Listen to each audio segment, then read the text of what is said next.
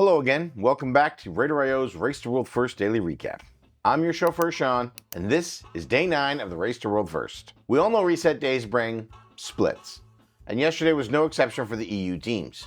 Echo kicked off their raid week with roughly 1 bazillion splits, then jumped straight into Mythic Plus and then bedtime. It seems the mere utterance of the word splits sent the casters into some kind of nonsensical state. I was thinking horse whinny for some reason. Oh, like whinnying. Whinny.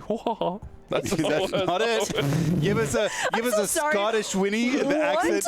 What sound does a horse make? That's a Scottish whinny, I'm pretty sure. Hang in there, friends. You'll have Mythic Prog soon enough. In fact, while Echo didn't even set foot in Mythic Raid yesterday, we know they'll be at it early today in order to blast through their reclear and secure a one-armed bandit kill.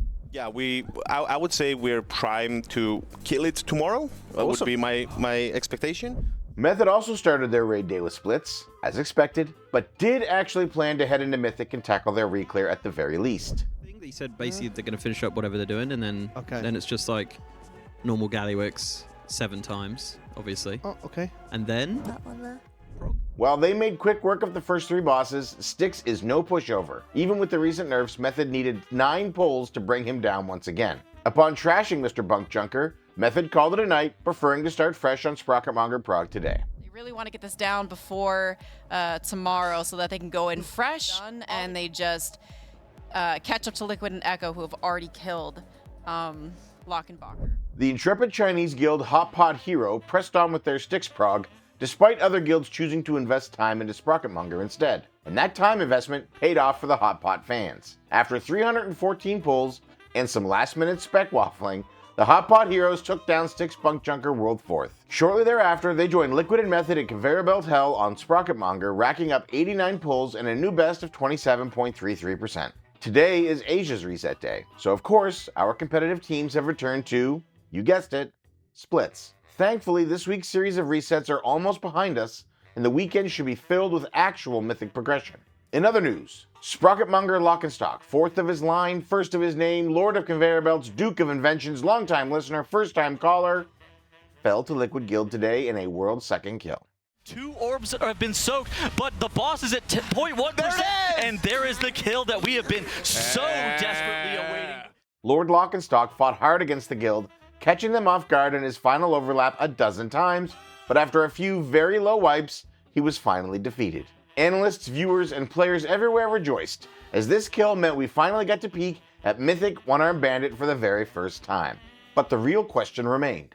Would this boss die before the end of the night? I think it dies tonight. Wow. As long as there's not some crazy enragement tonight. Yes, I think it will die tonight, but I'm ready to be wrong again. Liquid's casters thought so, and the afternoon progress looked quite promising with some excellent initial pulls, and a little bit of accidental griefing.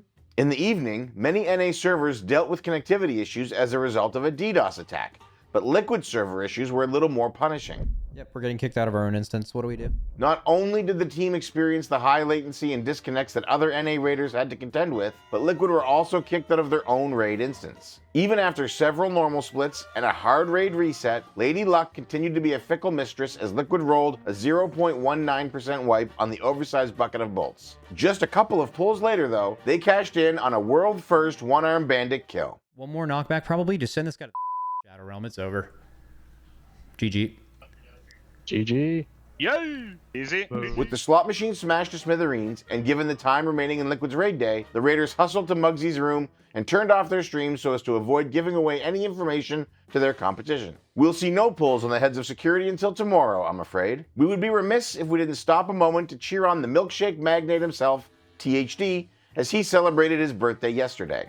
Happy birthday. Outside the lavish casino, several determined teams still labored in Stix's garbage pit, vying for that world 5th kill. Instant Dollars claimed the title by just a hair, with XD snagging world 6th shortly afterwards. Both guilds move on to Sprocketmonger, where they'll duke it out with Method and a handful of other teams for a world 3rd kill. All the regions have had their weekly resets, and we're about to watch progression ramp up to a fever pitch as guilds approach the penultimate boss. Liquid has the lead now, but who knows how long that may last. When will we see Gallywix progression start?